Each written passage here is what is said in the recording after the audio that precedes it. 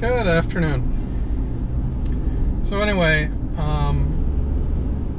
it's been a while since I put up a video, and I've been trying for like a week. I've probably made this video 10 times, and I'm not happy with it every time I try and do it, but I wanted to do a video talking about controlling food cost.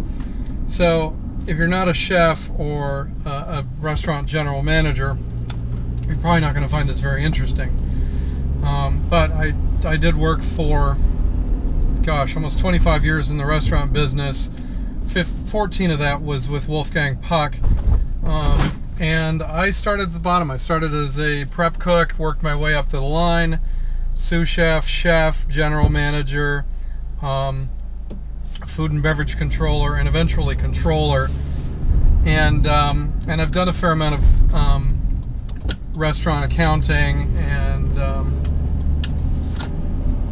I took financial and managerial accounting last year at MCC. So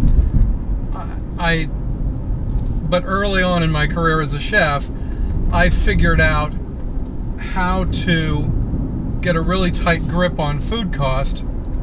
I was very effective at it. I wasn't so effective at teaching other people how to do it.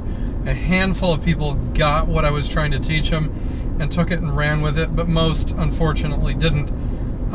And I blame myself for not knowing how to explain it very well. But I'm going to try one more time, and hopefully some of you will take this to heart and work with it. When I was a chef, I was purchasing anywhere from 300 to 500 inventoriable items every month, and confused when it came to times when food cost was out of whack, and I really didn't know where to start looking. But what I did, I was very lucky to work with a guy named John in Las Vegas, who taught me a lot of stuff about the financial side of the restaurant business and how to read a P&L, and how it worked. And it dawned on me that, and I started looking at the reports, and I figured out that out of 300 items that I was buying, there were only about 15 of them that mattered. If you looked at them at the dollar velocity on any one of these 15 items, it was controlling. These 15 items altogether were about 80% of my total food cost.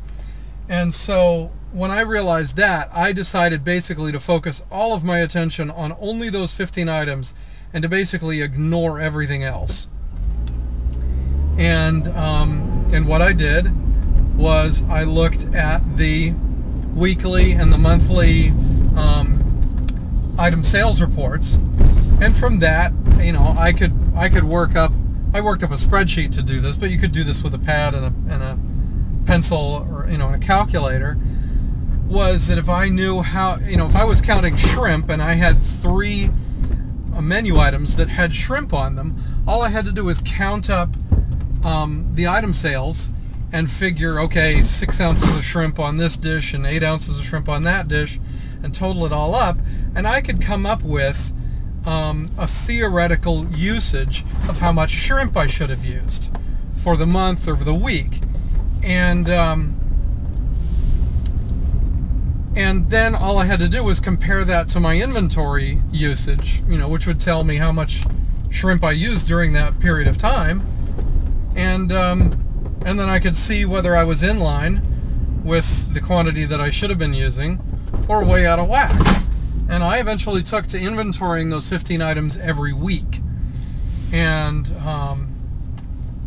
the monthly inventory, which the company did, it was a entire inventory of everything, was strictly for accounting purposes in the P&L. I wasn't all that interested in that. I was more interested in figuring out the numbers for my purposes, and that was highly effective. I figured out in a matter of 1 week that I was losing $700 a month on beef tenderloin. Anyway, $700 was the amount of money that it would cost to buy a cage to put the meat in the refrigerator. So I bought a meat cage, and lo and behold, 1 week later, my beef tenderloin usage was right in line. I did that with basically those 15 items, focused on them like a hawk, and my food cost was always 1 to 2% lower than anybody else's in the company. People accused me of cheating. All I did was pick the most effective tool that I could and used it. I hope that is helpful to you. All the best. Please leave a comment, ask a question if you got, and take care. Talk to you later. Aloha.